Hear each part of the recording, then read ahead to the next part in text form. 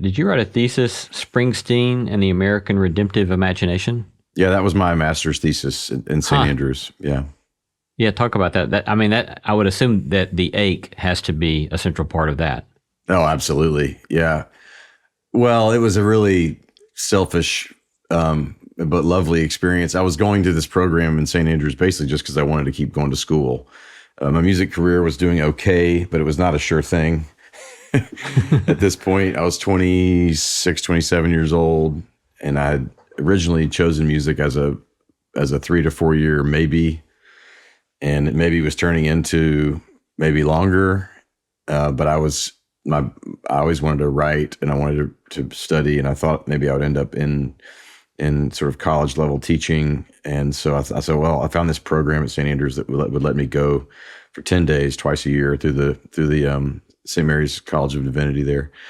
And it was a beautiful experience. And the last semester you write a thesis. And so I went to, was doing sort of various things and asked around if I could do a study on Springsteen's career, his lyrics, his music, his life story, and dig into really why popular music, which is this, really 20th century phenomenon based on,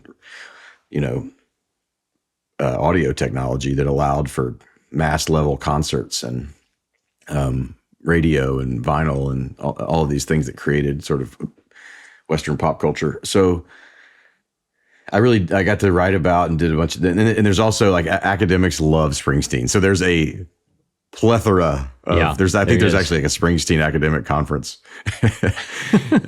So I just jumped fully into the nerdness of that. And I wrote basically a thesis about his life's work and sort of drew from made 3 points that his influence sort of derives from 3 things that are all connected to the church. The first is his sort of blue collar American Protestant work ethic, bootstraps story, of go to work hard, got to make it that way.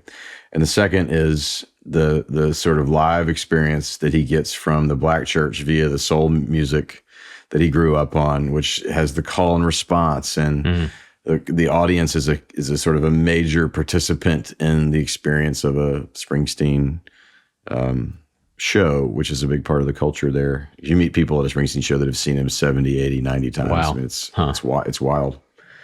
And then the third would be the sort of intersection of Irish and Italian Catholicism that he grew up in. So his mother was of Italian heritage, his father was of Irish heritage, and he grew up in the sort of shadows of 2 very different strands of Catholicism.